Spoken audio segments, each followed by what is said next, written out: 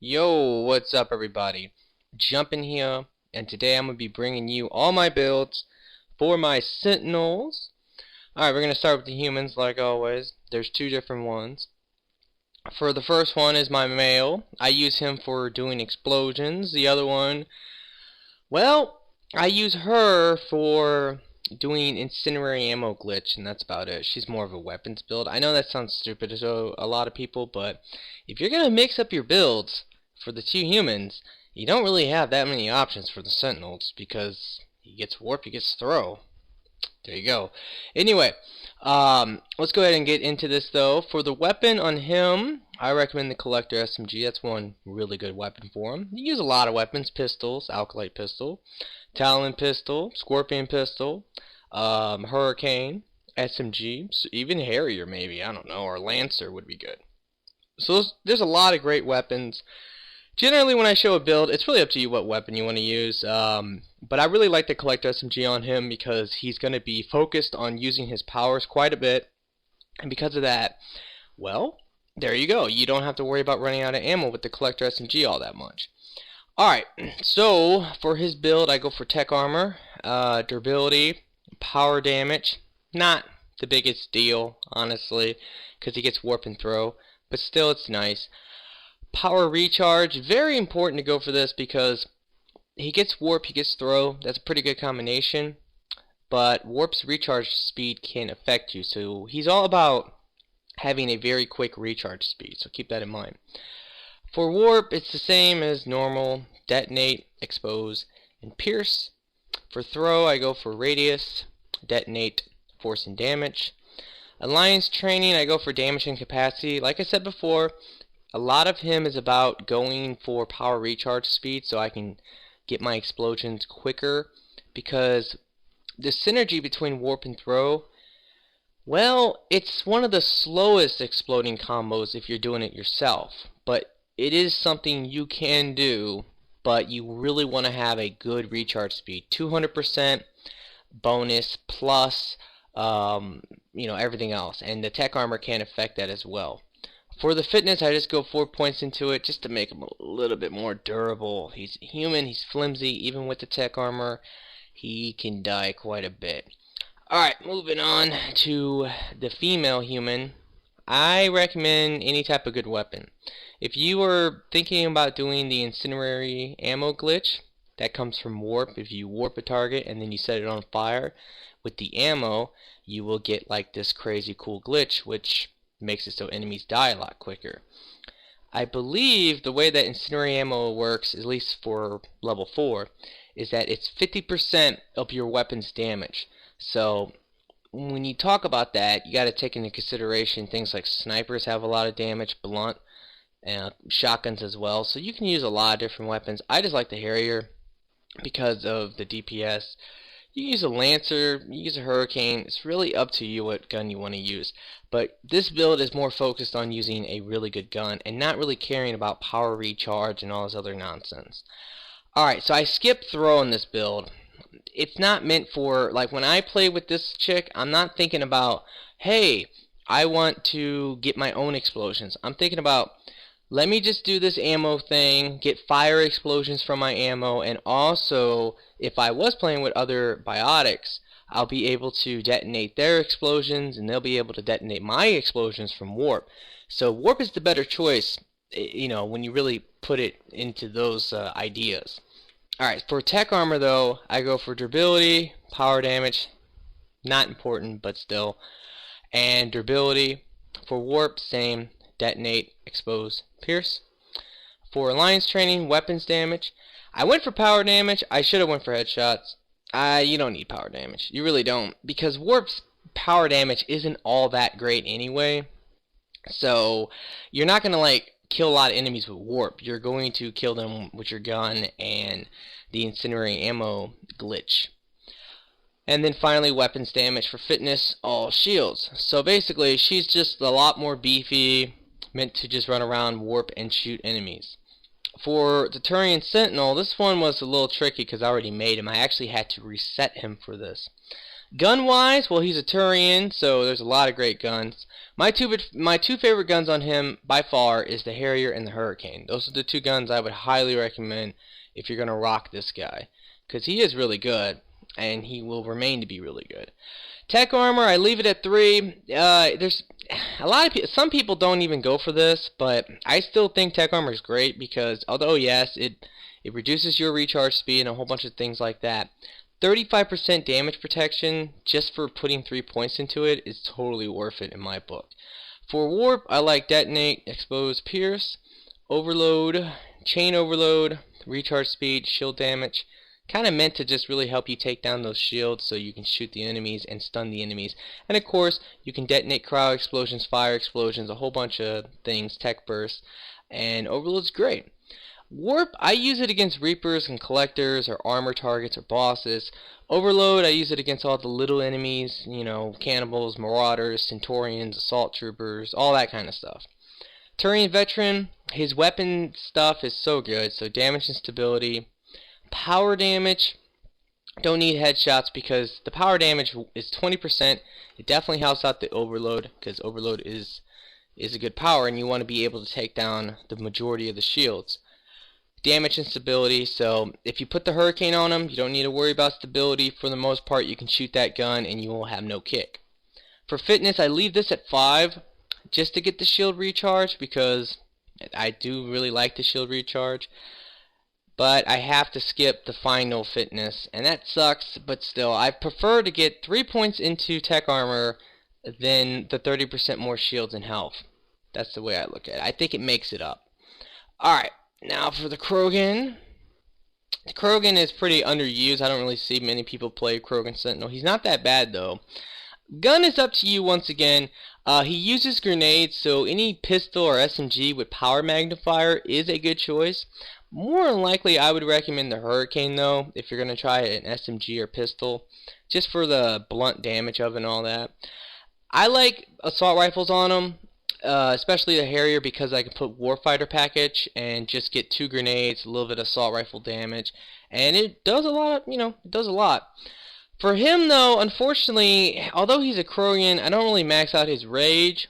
He gets a lot of health and shields. I mean, 1350 shields, that's pretty freaking good. 1000 health for just 3 points into this.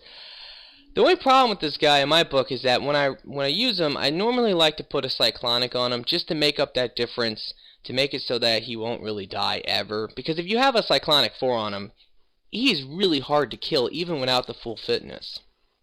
Now for tech armor, I go for damage and radius. You might wonder why. I don't know about this anymore, but I could swear that the tech armor on the Krogans are just normally a lot better than the tech armor on everyone else, like damage-wise. Like the Turian, he gets like an X amount of damage, where the Krogans always seem like they had a lot more. Now, for some reason, to me right now, like it looks about the same. But I know on like the Krogan Battlemaster or the Krogan Warlord, he gets more. So I don't know what's going on here. Like maybe they switched it, maybe they changed it. Because I remember in the past, Krogans definitely had more damage on tech armor than anyone else in the game. And I like it just because with him I do detonate my tech armor quite a bit. Because there's a lot of different enemies that you'll come across, and his melee is good no matter what you do. Phantoms, for example, they're always annoying. Lift grenades, they normally like will absorb them. They'll always flip out of the way of incinerate. So generally you have to shoot them a lot. So I like to kind of just run up to them, tech armor. That will normally stagger them. If you can stagger them, you can shoot them, do your heavy melee or something, and there you go. And if you're not going to use tech armor, you can also just heavy melee them, and hopefully the force of that will stagger them and allow you to shoot them. So I like damage and radius. Power damage, this is great just because of the grenades. Like the grenades are super powerful. Lift grenades are kind of boring, to be quite honest. They're so powerful that it's somewhat boring. I do not like the Asari Vanguard. She's all about just charging and spamming grenades. that's not really fun. The Krogan is definitely more fun, I think, because you strategically use your grenades. So anytime you see a group, throw a grenade and then shoot the rest of them. But the lift grenades are amazing, and this really does make them a lot more powerful. Durability, I go for that. So he has he gets 45% damage protection. That's really good. For incinerate, I go for radius. I'm pretty confident that if you incinerate and you lift grenade, you're not going to get fire explosions. It could be possible. I'm not 100% on that, but I don't think it works like that. So it doesn't really matter though, because incinerate is just a good power. I like it for armor. I just like it. I just like having it. If I want to incorporate all the powers into this guy, because I really do feel like I don't need the fitness. As long as I'm using a cyclonic or even a shield power cells, I feel pretty confident I won't die a lot with a Krogan ever. Burning damage, and I go for armor damage. For the lift grenades, I go for damage, max grenades, and then damage and radius. Really powerful, 1822, 6.5 meter radius.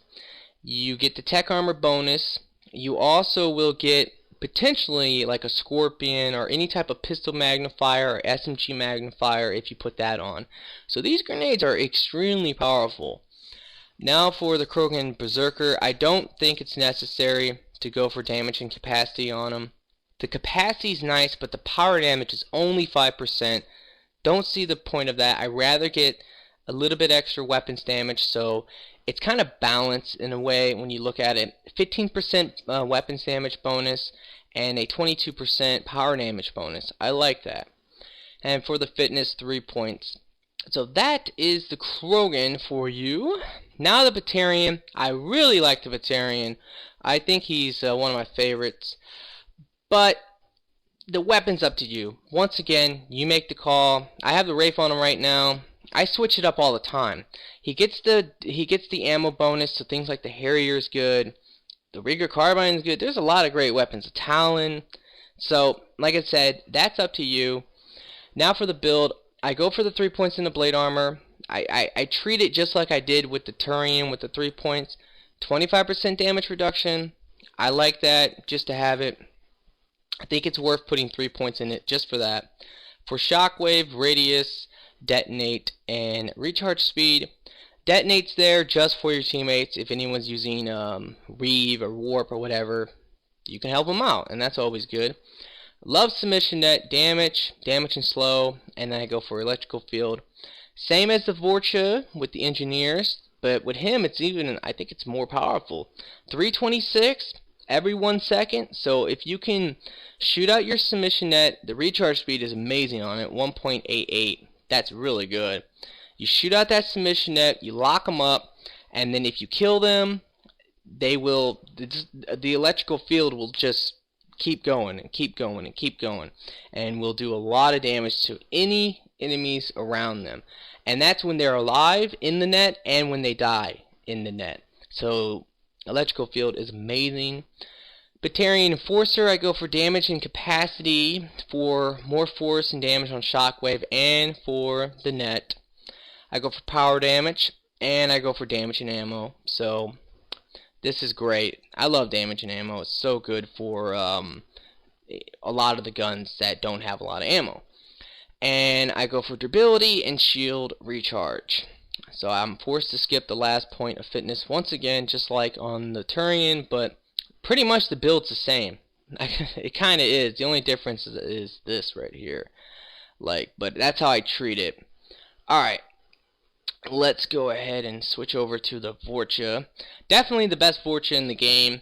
And when you talk about fire explosions, this guy is probably the best when it comes down to setting up fire explosions and detonating his own fire explosions himself. So you don't need teammates to do it. Now the Geth Trooper is a lot better. I gotta be honest. If you play with this guy and then you play with the Geth Trooper, I like the Geth Trooper more. He doesn't die as much. His shields are ridiculous. This guy has no shields. Yes, he gets regenerating health, but when you fight against things like Phantoms, Atlases, Ravengers, they will drop you. Your health will not regenerate quick enough for you not to die from enemies like that. But I do like the hurricane on him. I like it just because I don't need to shoot all that much. I have flamer, I have the grenades. So the hurricane's there just to be a power magnifier for the grenades and the flamer, and just to do a little extra damage. But I put the stability on just so I don't have to worry about it kicking and all that. I like to aim it in. I don't really like hip firing in this game. Alright, so for Bloodlust, health regeneration, power damage, and health regeneration. For flamer, reach, damage, armor damage.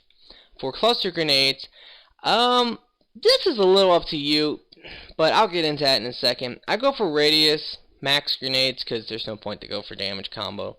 Max grenades, you get 9 grenades with grenade capacity 5. That is awesome. And I go for force and damage. Now, what I was talking about earlier is that you could go force and damage, and then you could go shrapnel, or you could go radius and then shrapnel, because this allows you to throw 3 grenades.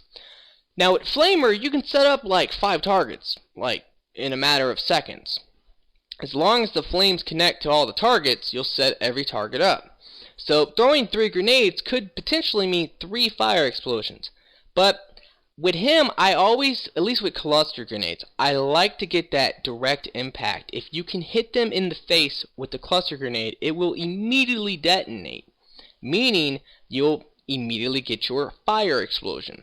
So I like the force and damage more because I just, I run up to enemies, I flame them just a bit, stop, throw the cluster grenade, blow them up, and kill them. So it's really, really good, especially against Reapers.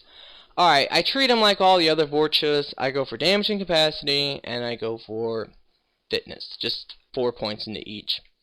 Just for the health and a little extra power damage for those grenades and flamer and all that. Alright, moving on to the best Sentinel by far, the Paladin. Probably the 3rd best person in this game. He's up there, that's for sure. I really do think so. He is so good. Alright, for him, I really like the Scorpion. It's one of my favorite guns. If you strap on Disruptor ammo, you will become the tech-bursting, cryo-blasting, fire-exploding beast. You can do it all. It's pretty dope. The only problem, though, is that if you do actually use the Scorpion with Disruptor ammo, you'll get a lot of tech bursts, and you won't get as many cryo explosions. And cryo explosions are by far a lot better. So generally, what I recommend is to just don't worry about the whole I'm the tech exploding master thing. Just go for incendiary ammo on your Scorpion. That way, you're just getting fire explosions and you're just getting cryo explosions. Because those are by far the 2 best explosions now in this game. Because they're so easy to set up and then detonate. They are just overpowered. Alright, I don't go for energy drain. I like it, but not on him, just because I really like Incinerate on him. This allows you to detonate your own cryo explosions, and then you could always detonate your own fire explosions. So it kind of goes back and forth. So for Incinerate, I go for radius, burning damage, and armor damage. For Snap Freeze, I go for reach, cryo explosion, and then damage and weakness. Tech combo is glitched. That is something, really, Snap Freeze in general is super glitched. This is automatically applied to the power. So I think cryo explosions on gold do 300 damage. So just by simply putting 1 point into this, you're going to get 600. Actually, probably not, because explosions in this game, the damage that they do is based off of how many ranks are in the power. So, but basically what I'm saying here is that you do not need tech combo. It's automatically applied. You're gonna do a ton of damage with cryo explosions. The other thing about Snap Freeze that makes it glitched is, well, you can get cryo explosions by detonating chilled targets. The way it's supposed to work, just like Cryo Blast and Cryo Ammo, is that the targets are meant to be frozen, fully frozen before they'll cryo explode. But with this, for some reason, when you chill the target, everything that is then hit will be a cryo explosion. So Snap Freeze is amazing. And this guy is better, in my opinion, for doing cryo explosions than the Alliance Infiltration Unit. The Alliance Infiltration Unit is good, yes, but when you're talking about cryo explosions or just tech explosions, this is the guy because with the AIU you have to cloak, snap, freeze. With him, you just snap freeze. So there is no like middleman there or middle power there. And that is based off of Tactical Cloak's recharge, which is longer than Snap Freeze's recharge. So those are all things to keep in mind. Believe me, the Paladin is the best Sentinel in this game, and he is one of the best people to play as. Super easy, and he just dominates. Just dominates. So the combos here are pretty much you can incinerate, follow that up with a snap freeze, you'll get a fire explosion. You can snap freeze, follow that up with an incinerate, you'll get a cryo explosion. If you're playing with anyone with overload, they'll give you tons of cryo explosions. Shockwave, tons of cryo explosions. Any Vanguard, probably a lot of fire explosions and cryo explosions. So, believe me, he is really good. For the N7 Paladin, I go for damage and capacity, power damage, and then weapons damage. For fitness, I go for all shields, but then I like fire shield. I used to go for cryo shield because yes, it's good for weakening armor 100% because it does stack with cryoblast. Not cryoblast, snap freeze. Snap freeze weakens armor 50%. This weakens armor 50%. So that's 100% weakened armor. The only problem is that you have to run up next to Banshees and Atlases and Geth Primes. You get killed a lot doing that. So Fire Shield I think is better because you can use it on the smaller enemies because his melee is really good. His light melee is super good. And what you can do is that you run up to that enemy, you slap him with the shield, and you'll set him on fire. The second he's on fire, if you follow that with a snap freeze, he'll fire explode. That is a combo you can do. You melee, you snap freeze, you get fire explosions. So this guy is just so good in so many ways. And that melee from that shield will dominate phantoms. You take down those barriers, you hit them with that melee, they'll go flying. And they'll be knocked on their ass, which just makes it easier to then follow up and snap freeze and kill them. It's amazing. Alright, enough about him though. I talk so much about him because he's the best one. Now for probably, in my opinion, the best Volus. I really like this Volus Mercenary. He is pretty good. For combat drone, I go for shields and damage, and then rockets. For shield boost, I go for shields, recharge speed, and protection. Now one thing you guys might not have known about is that if you watch my Volus Mercenary video, I have one. It's really good. I thought it was one of my favorite videos, honestly, in a long while. It was a really good video, I thought. But anyway, in that video, my build was messed up. I went for shields, regeneration, and then duration. I was not paying attention to what I was doing, because I was asking my buddy, Gallo, who gave me the build. I was like, what's the build? He's like, shields.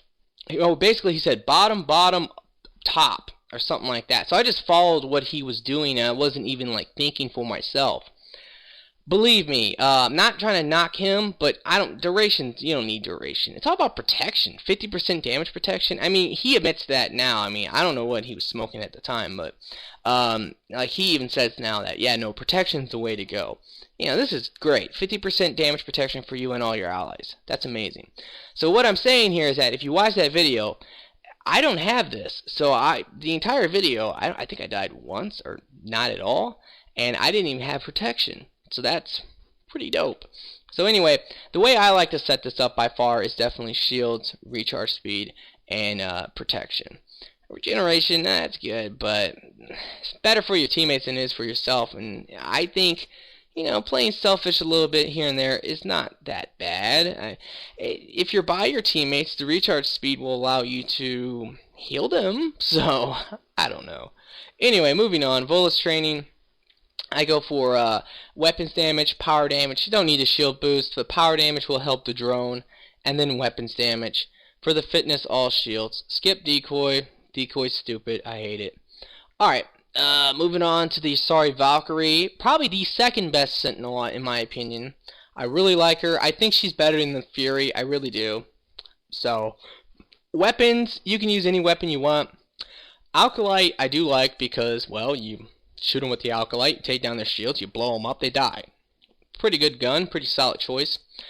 For her build, I go for tech armor, durability, power damage, power recharge, very important because warp's recharge is not as good as throw, but her explosions are probably the strongest explosions in the game.